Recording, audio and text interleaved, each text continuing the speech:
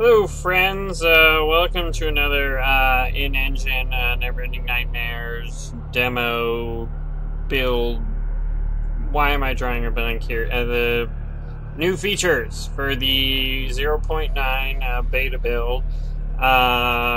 It's going to be one of our last builds. We're getting close to the end here, besides having all the nightmares, obviously that's the big feature, is we have all the nightmares in, all the content of the game is playable from start to finish, but I wanted to draw your attention to some other things. So like, for example, look at the art on the wall. So these have actually been redone. They used to be kind of blurry and crappy, but now they're a bit sharper, and we have cool new frames. The old frames were kind of boring, so now you can see all these new frames.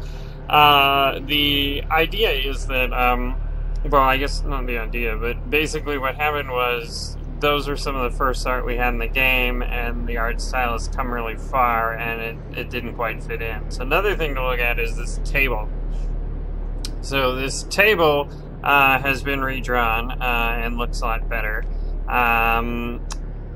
Yeah, the only thing, we had to actually change the placement of everything because the table is a bit, the perspective is a bit better. It used to be sort of like narrow in the depth, and so now it has more room in the depth, and so we had to change the like walkable areas, although it looks like there's some not great walkable area things there, but you know, move the objects that rest on top of it.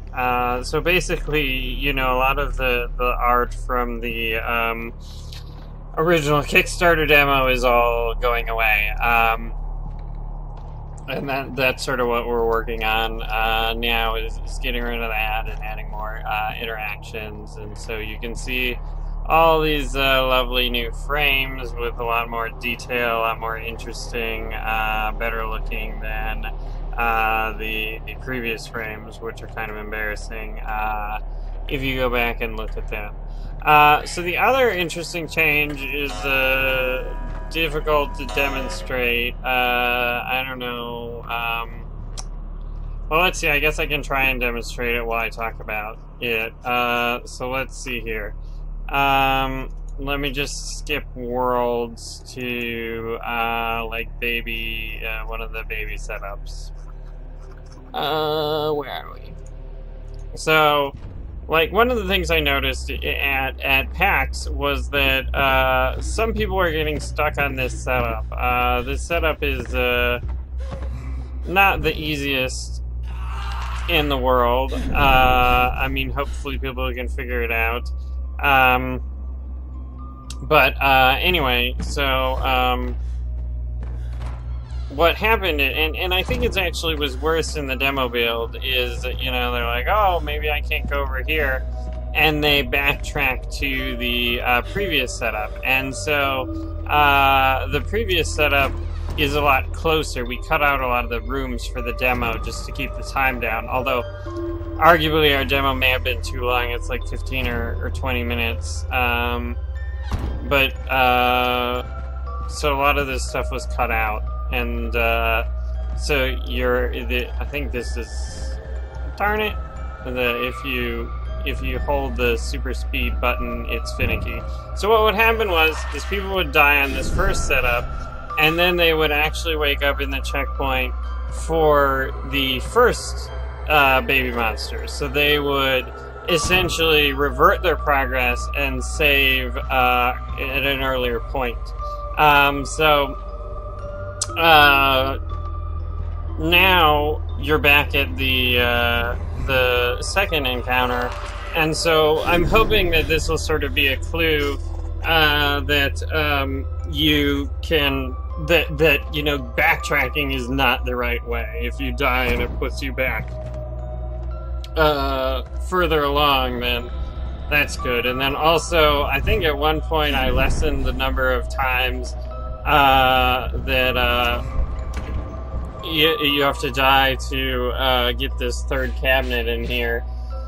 I don't know, a lot of people seem to have trouble with this enemy setup, so I mean, we want to keep them moving and not get stuck for too long. So we probably should look into making some enemy setups a little easier if you keep dying as well. But you know, there's a sort of a balance. I mean, some people expect horror games to be hard, and I think there's a Steam review already that says maybe the game's a little too easy, which,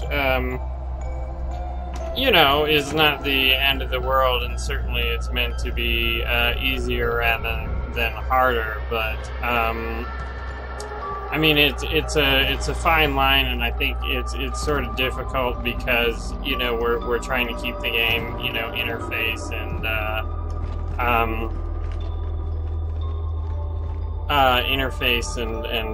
you know, help message and HUD and prompt free, which is a real challenge.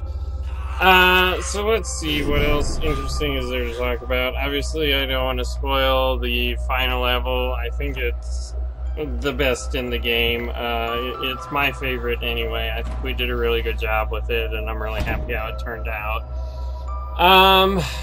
So new paintings, new frames, the checkpoint thing. Yeah, I mean, that's pretty much it. I mean, obviously getting the new level in was a lot of work. And I mean, we fixed some bugs and you know, added some polish here and there. But I mean, I guess you know, the one thing about this build is that, you know, it's pretty close to final. We're launching on the 26th, and so well, September 26th, and so, you know, that I'm recording this on the 8th, so that doesn't give us a ton of time. So I mean, mainly we just want to try and, you know, fix up some of the art that probably needs some polishing, and also you know, add some interactions.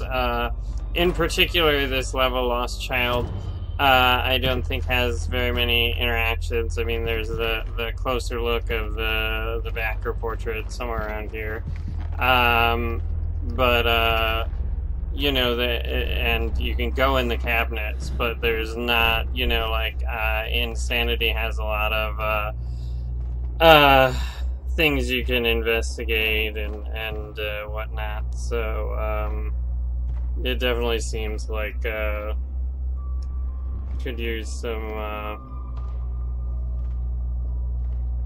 extra interactions, as well as Destroyed Dreams. I think also is a little light on interactions.